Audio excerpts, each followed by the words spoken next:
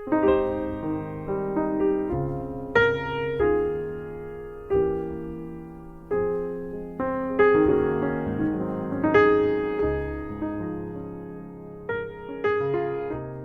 利路亚，亲爱的弟兄姊妹与慕道朋友们平安。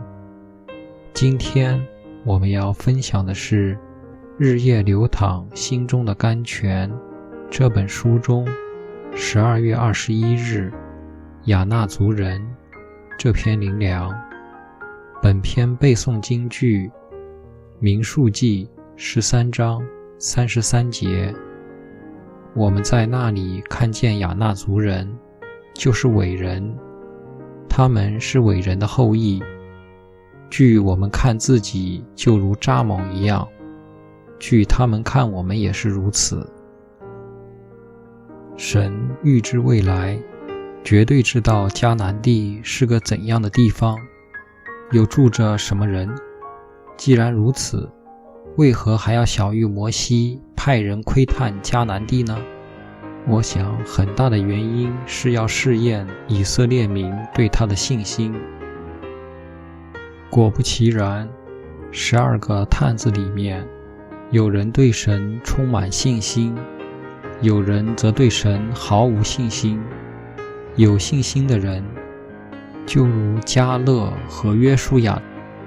无论看见什么，就只是看见神，并会安抚百姓说：我们立刻上去得那地吧，我们足能得胜。没信心的人，就如那10个探子，只能看见高大的亚纳族人，自己信心小，已经很得罪神了，竟还威吓众民说：我们不能上去攻击那民，因为他们比我们强壮。亚纳族人身量高大，都是巨人的后裔，与他们相比，以色列人就如蚱蜢一样，被他们一捏一踩就碎，何等可怕！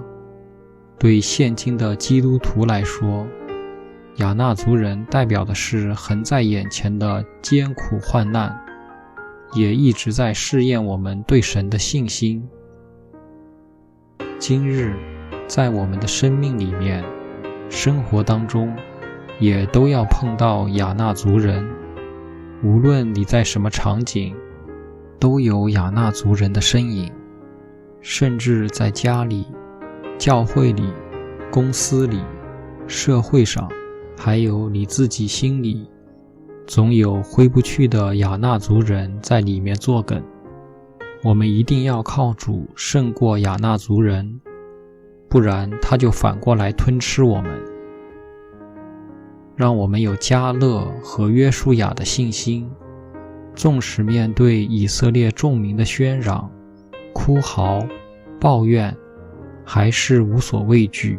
并抚慰百姓，硬逼他们的已经离开他们。有耶和华与我们同在，不要怕他们。虽然众民听不进去，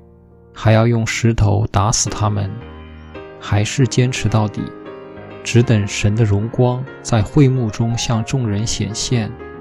用瘟疫击杀那些报恶信又不肯相信的人。亚纳族人退去吧，我是信主靠主的人，在我主我神面前，你不再是巨人，你不过是蝼蚁，我必不羞愧，因为经上说，凡信他的人必不至于羞愧。